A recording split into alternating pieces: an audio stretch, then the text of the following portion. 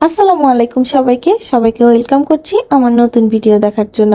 আশা করি আপনারা সবাই ভালো আছেন। আলহামদুলিল্লাহ আমি অনেক ভালো আছি। সন্ধ্যাটা ঘরে বসে নষ্ট না করে আমরা দুজন বেরিয়ে পড়েছিলাম কলকাতার মার্কুইস স্ট্রিট এক্সপ্লোর করার জন্য। কলকাতা আর রাতের মার্কুইস স্ট্রিট পুরো অন্যরকম একটা ভাইব।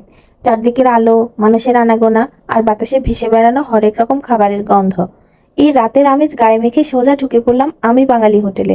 আর সেখানে গিয়ে যা খেলাম না, এক কথায় অমৃত। খাঁটি বাঙালি স্বাদের এমন জম্পেশ খাওয়া দাওয়া রাতে না হলে ঠিক জমে না। একদম ঘরের মতো রান্নার স্বাদ আর কলকাতা সেই চেনা আন্তরিকতা, সব মিলিয়ে রাতের এই ফুড ট্যুরটা জাস্ট মন ভালো করে দিল।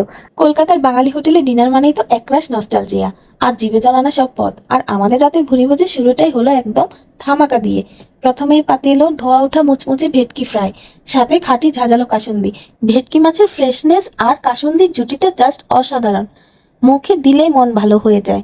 স্টার্টারের রেশ কাটতে না কাটতেই টেবিলে হাজির মেইন কোর্স। গরম ধোয়া ওঠা ভাতের সাথে প্রথমেই পাতে নিলাম মাছের মাথা দিয়ে মুগের ডাল, তারপর খেলাম চিতল মাছের মুইঠা, যা মুখে দিলেই গলে যাচ্ছিল। আর তার সাথেই ছিল রাজকীয় কাতল মাছের কালিয়া। শেষ পাতে এলো নরম রসে টইটুম্বুর গোলাপ জামুন আর রেস্টুরেন্টের বিশেষভাবে তৈরি মশলা কোক। ডাইজেস্ট করার জন্য এটা ছিল একদম পারফেক্ট একটা ফিনিশিং টাচ। আজকের মতো পেট পুজো আর পথ চলতি আড্ডা এখানে শেষ করছি। কলকাতা রসনা তৃপ্তির শহর, তাই খুব তাড়াতাড়ি আবার আসছি নতুন কোনো খাবারের সন্ধান নিয়ে। ততক্ষণ পর্যন্ত ভালো থাকুন, সুস্থ থাকুন আর দেখতে থাকুন অভয়ারণ্য। আসছি তবে, বাই বাই।